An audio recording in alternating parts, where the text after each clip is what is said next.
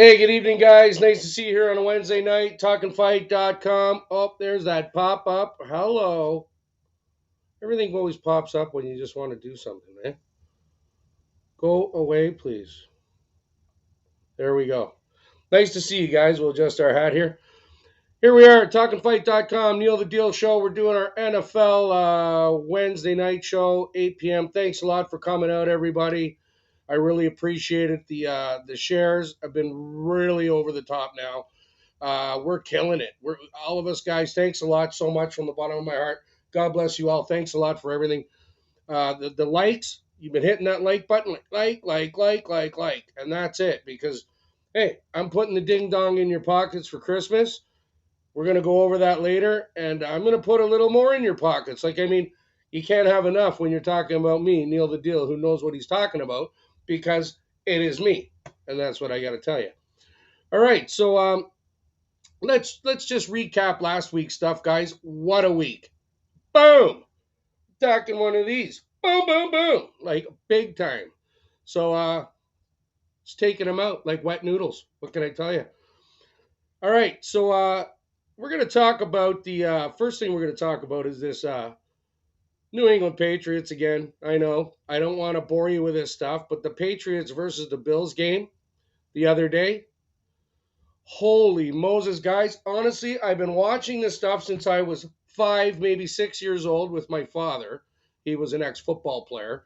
And I have never seen a game ever where the quarterback for one team, doesn't matter, any team ever in the history of football, makes one pass in the first half. Ever. Then, to top that, he only made 3 passes in the whole game. You are out of control. Belichick is out of control, and of course that's why. Who won the game? And who told you who was going to win the game? Exactly. Belichick is the master of disaster, like myself. And I'm telling you right now, watch out for New England. They're just rolling now, and they dismantled the Bills like they were a bunch of little girls. And those Bills were quite upset by what the we're talking like reporters were talking shit. We're talking fight. We're talking NFL. They're talking shit. So they want to talk shit. We can talk shit too. But no, we're not doing that. We're talking NFL. All right. So the weather was a huge factor, as we know. Belichick knew that wind was off the chart. Some major gusts that night, and the punters were having a hell of a time. Like from one end, they were kicking them what 47, 46, 43. From the other end of the field, they're kicking 22, 19, 25. So the punters were having a hell of a time, and Belichick crushed it. All he did was run the ball, control the clock, destroyed the Bills, literally out coached Buddy there for Buffalo. What's his name again? Yeah, I know. Yeah, the blonde hair guy. Well, you can punch it in if you know what his name is. And yeah, that's what happened. So let's go over some of the stats in the game, which was interesting because I really, the Bills, I do like the Bills, but man, things are happening over there. So be careful with the Bills. But the Patriots, keep an eye on those guys. They're going up, and the Bills are going down. So we'll just deal with that as we go. So the Big Mac, right? Big Mac for New England, Mac Jones, 2 for 3, like we had said. Never in the history of NFL football. Well, it did happen once, 1978. We'll let you look into that, but that was the last time something as absurd and ridiculous. Anyways, check that out, 1978. I'll just leave you with that. So Jones was 2 for 3 in the game, 19 yards passing. All right, cool. Obviously, he didn't have any TDs and he had no interceptions because he didn't do anything with that. So that was a hell of a game plan that I personally I had an idea that they were going to control the ball, obviously, but I didn't think it was going to be to that extent, and they pulled it off. So Josh Allen, 15 for 30, all right, 145 yards, 1 TD, no interceptions. 145 yards ain't going to beat the New England Patriots there, Josh. How much you making, bud? 50 million a day or a week or whatever it is? And 145 yards got completely destroyed, crushed, literally snapped, crushed, done. So let's go over the rushing for the guys. Damian Harris Damian Harris, 10 carries, 111 yards, 1 TD. New England, one of the boys. Ramondre Stevenson, 24 carries, 78 yards. Very nice, Ramondre. And the receptions was very interesting to myself too. I mean, Buffalo, we got Diggs, right? Diggs is what, 4 catches for 51 yards. That's not going to do it, Mister Diggs. How much you making? 18, 22, I don't know, millions. But you get 4 catches in a game like this for 51 yards, like that's embarrassing. And then there's a guy for New England, Moss. He had 8 catches, Moss, for 21 yards or something like this, or whatever it was. You know what I mean? Like it was a really weird game, and I hope you guys caught it. Now, the one thing that I noticed was last week, maybe the week before, we talked about a guy I thought was a really good pick for DraftKings or any of your fan duels or whatever you guys are up to, out there to having a little fun with it. And I like Kendrick Bourne, the New England Patriots wide receiver. And I said he played for somebody else. I said Dallas or something like that. It's not Dallas. He played for San Fran before. He's from Eastern Washington College. He's played 13 games this year. He's got 42 receptions, 623 yards for 47.9 average per game, 14.8 per reception, which is a big number. And he's got count them, 5 TDs. So keep your eye on this guy. And the interesting part about it, guys, was he wasn't actually in the Bills game. They sat him out. Didn't need him. What an amazing Belichick, Mr. Belichick. That is amazing. You can put a guy on the bench of that stature and that hot and still win the game. So, I don't know, man. Belichick, he never surprises me. All right, so let's talk a little bit about other things going on. Obviously, we want to talk about this team, guys. These guys. We're on a roll. All right, I'm just going to tell you we're on a roll. That's all I'm going to tell you. And this weekend's we'll show you a little more what we're up to. So Pittsburgh's coming back to beat the Ravens, and that game was unfrickin' out of. You're done. This is ridiculous. How does Pittsburgh do that at the end of the game? If you guys watch a repeat of that game, it goes kind of right back to what we talked about in some earlier episodes, and I'm not going to mention it again because then I'll probably get in some trouble, but we'll mention it the odd time. But that was one of those games where, Lamar Jackson, 2-point conversion to win the game, Harbaugh with the call to win outright instead of kicking the one-pointer to tie the game, going to overtime and win it in over. What a dumb call. Guys, this is the dumbest part about this. They feel, and he uses the excuse that his secondary was injured and this and that, and never mind. You never do that. Tom Landry would never do that. Ever. Dick Vermeil would never do that. So you know what I'm talking about? It's ridiculous stuff. So bad call, big time, lost the game, deserves you right, and that's it. Jackson, you know why? He even literally said it, guys. He didn't want to play overtime. You know why? Too lazy. Sorry, too lazy. Too much money. I don't know what to tell you. So he just said he didn't want to play because he was too lazy. Okay, stars of that game, obviously TJ Watt had an absolute phenomenal game. I was totally proud of him. Axel, if you're out there, bro, your Steelers are looking good. Dono, they're actually coming back. Big Ben's making a comeback. TJ Watt, 3.5 sacks. Woo, baby. And the other guy that surprised me there, Chris Worley, had 2.5 sacks for Pitt. So Jackson got sacked 7 times in that game by Pittsburgh. The Steel Curtain is back. You know what I'm saying? So they've had a big rivalry, obviously, Pittsburgh and Baltimore. They're always fighting for the top of the division, the AFC East division. It's a really tough division, as we know. And in the past bunch of years, 3 of their games have been decided by 1 point, all right? Head-to-head games that they played against each other. And Pittsburgh has won them all.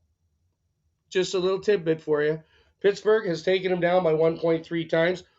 Ben made his 39th comeback of his career, which shows you that he's not over. Of course, I bug him a little bit because he's like me. We're not really spring chickens anymore, but we still got some oomph, if you know what I mean. Stats, we got Jackson 23 for 37, 253, 1 TD, 1 interception.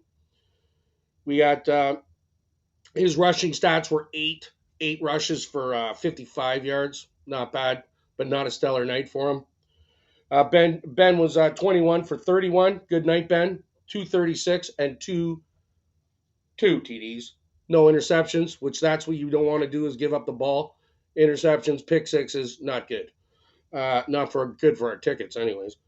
Harris, runner, 21 rushes for 71. Harris for Pitt. And the two guys, DeAndre Johnson and Claypool. DeAndre Johnson had a huge game, 8 receptions, 105 yards. And Claypool, I don't know. Ben, you really got to start moving our Canadian boy Claypool from Vancouver. Let's go. Claypool is the man for Pittsburgh. I don't know. Maybe you were just, it was a good plan. You didn't use him up.